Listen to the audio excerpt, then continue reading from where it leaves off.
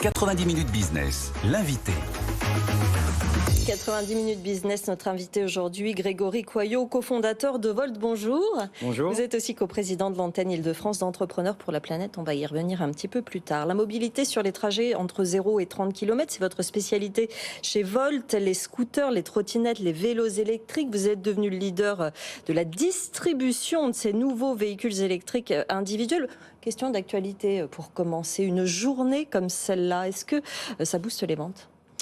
Alors ça peut booster les ventes, mais si elle dure un petit peu plus longtemps. Parce que si ça dure qu'une journée, c'est très éphémère, donc ça n'a pas d'impact véritablement. Par contre, on a connu un boost de nos ventes pendant la période des Gilets jaunes, ou des grèves qui ont duré un petit peu plus longtemps. C'est ça quand même. Mais favoriser justement l'équipement de ce genre de produits de mobilité. Et depuis votre création en 2016, il y en a eu quand même un certain nombre de mouvements sociaux dans les grandes villes. Tout à fait. Et puis, il y a aussi le Covid qui nous a quand même donné qui nous a un peu dopé aussi à la sortie du Covid, l'utilisation de ces nouveaux moyens de transport. Donc une douzaine de marques, on l'a dit, de scooters, de trottinettes, de vélos électriques, une centaine de références. Quel est le profil des clients que vous visez aujourd'hui ?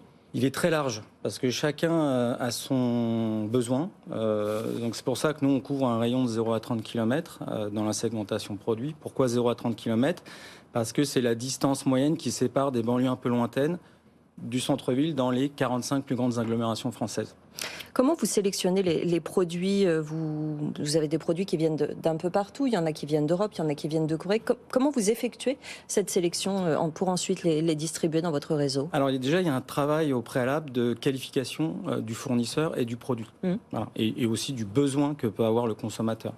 Donc on a une équipe sourcing qui traverse, on va dire, qui voyage beaucoup, on va dire, et qui va qualifier les produits de demain en fonction du besoin que vont avoir les consommateurs. Et ce marché se segmente de plus en plus, parce que c'est un marché naissant. Il a vraiment éclaté il n'y a que 3-4 ans. Oui. Et donc, il se fragmente et se segmente de plus en plus avec des besoins particuliers. Et donc, tous les jours, il faut trouver le bon produit, le bon fournisseur, bien le qualifier, importer ces véhicules, qu'ils soient d'Asie ou d'Europe, les faire venir sur le territoire. Et justement, est-ce que vous avez une appétence particulière pour les produits qui viennent d'Europe, ou est-ce qu'on ne peut pas faire la fine bouche pour le moment, vu ce qui se présente sur le marché ? Est-ce qu'on ne peut pas encore ne choisir que des produits européens ? On aimerait. Sauf que l'écosystème de la micromobilité, il a été quand même créé et inventé par les Asiatiques. Oui. Voilà. Donc il y a plus de produits qui sont proposés. Majoritairement, des produits, tout l'écosystème est quand même basé en Chine ou en Asie, en règle générale. Oui. Et donc, tant qu'il n'y a pas cet écosystème en Europe, il est difficile quand même d'assembler, de construire ce type de véhicule.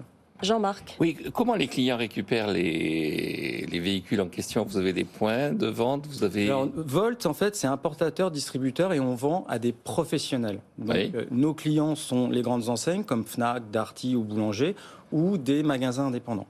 Et on a à peu près 400 points de vente indépendants en France. Et donc votre zone de chalandise sur les 400, c'est surtout les grandes villes, Paris, Lyon, où vous êtes aussi implanté ? En fait, c'est partout, parce que je pense qu'on a une vision tronquée, un peu trop parisianiste, et donc 80% de mon business se fait en dehors d'Île-de-France. Donc, alors 15% à l'étranger, bien évidemment, mais ça concerne vraiment toutes les villes de France, l'utilisation, que ce soit un vélo électrique ou une trottinette électrique. Et de plus en plus, le scooter électrique, c'est vraiment partout. 25 000 véhicules vendus en 2021, ça a donné quoi sur 2022, les ventes ? Alors nous, on a fait 14 millions d'euros de chiffre d'affaires en 2021, on fait 25 millions d'euros cette année, c'est à peu près 40 000 véhicules.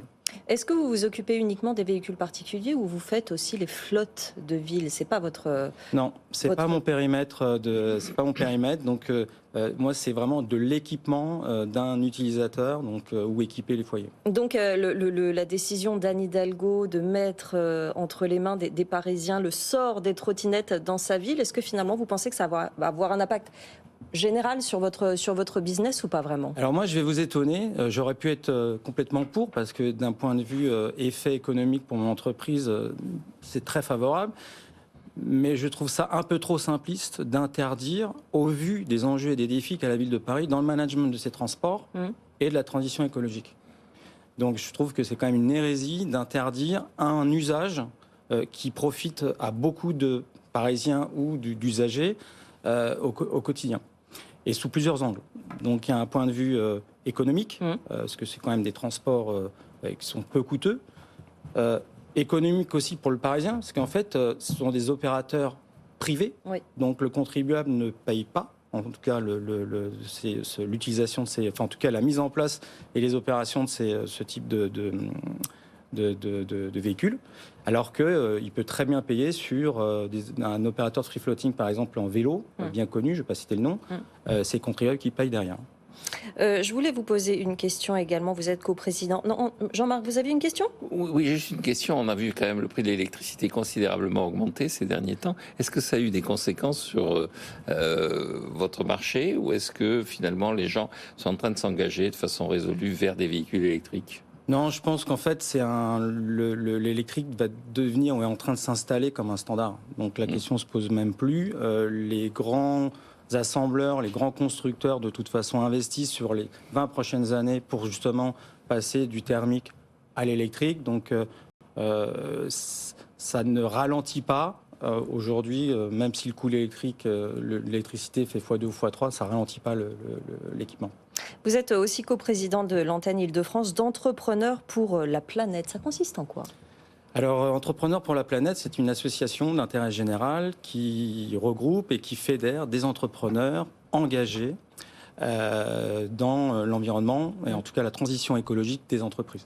Donc, la mission d'Entrepreneurs pour la planète, c'est de qualifier des porteurs de projets environnementaux, d'identifier des sponsors, des partenaires. Des partenaires, tout à fait, et de faire en sorte qu'on crée un binôme. Est-ce que l'expérience d'un entrepreneur ou d'un chef d'entreprise puisse apporter, en tout cas son vécu puisse apporter à ces projets impact. Et qu'est-ce que ça va être comme type de projet, par exemple ? Il y a multiples projets, ça peut être sur le climat, la biodiversité, le social, voilà. C'est vraiment tous les porteurs de projets sont très larges. C'est ce genre d'appui, de solidarité entre les entreprises, c'est avec ça que la transition va aller plus vite. En tout cas, on a un rôle à jouer, nous, en tant qu'entrepreneurs. Et donc, on fait en sorte de fédérer le maximum de chefs d'entreprise, justement, pour rallier cette cause et qu'on ait une ampleur de plus en plus nationale. Grégory Coyot, cofondateur de Volt et coprésident de l'antenne Île-de-France d'Entrepreneurs pour la planète. Merci d'être venu nous voir dans 90 minutes business. Vous revenez quand vous voulez.